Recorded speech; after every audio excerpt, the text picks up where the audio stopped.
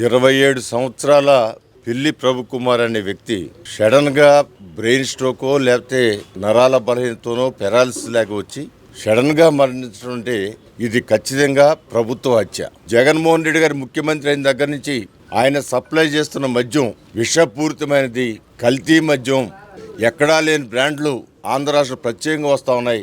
అనేక మంది మరణిస్తూ ఉన్నారని చెప్పినా కూడా ఏ మాత్రం లెక్క చేయని విధంగా అయ్యే బ్రాండ్లు ఇంకా కొత్త కొత్త పేర్లతో సప్లై చేయడం, పేదవాడి ప్రాణం ఏమైపోయినా పర్వాలేదు, ఆ మందు తాగిచ్చి దాని మీద వచ్చే డబ్బులే నాకు ముఖ్యమన్న విధంగా జగన్మోహన్ రెడ్డి గారి ప్రవర్తన వలన ఇవాళ ఒక కుటుంబం అనాథలైపోవడం జరిగింది. ఆ పిల్లి ప్రభుకుమార్ అనే వ్యక్తికి సంవత్సరం 12 నెలల పిల్లడు, భార్య చిన్న పిల్ల.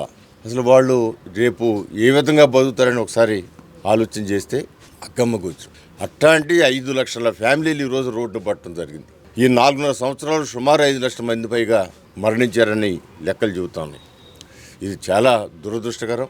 ఇవాళ జగన్మోహన్ రెడ్డి గారి పాదం పేదవాళ్ళ ఇబ్బందులకి, పేదవాళ్ళని వాళ్ళ కుటుంబాలు తలకిందులయ్యే విధంగా ఈయన చేసే పనులు, అటు బాలికలు అదృశ్యమయ్యే కేసులు చూసుకున్నా, లేకపోతే మందు ద్వారా, ఈ మద్యం ద్వారా అనారోగ్యం పాలవుతున్న మగవాళ్ళని చూసుకున్నా, ఇవన్నీ కూడా జగన్మోహన్ రెడ్డి గారు పాదం ఈ రాష్ట్రంలో పెట్టిన తర్వాత ఆయన పరిపాలనా విధానంలో కేవలం డబ్బు సంపాదనే జయంగా చేస్తున్న పరిపాలనా విధానం వలన పేదల ప్రాణాలు గాల్లో కలిసిపోతున్నాయి. చాలా దురదృష్టకరమైన సంఘటన తెలియజేస్తున్నాం.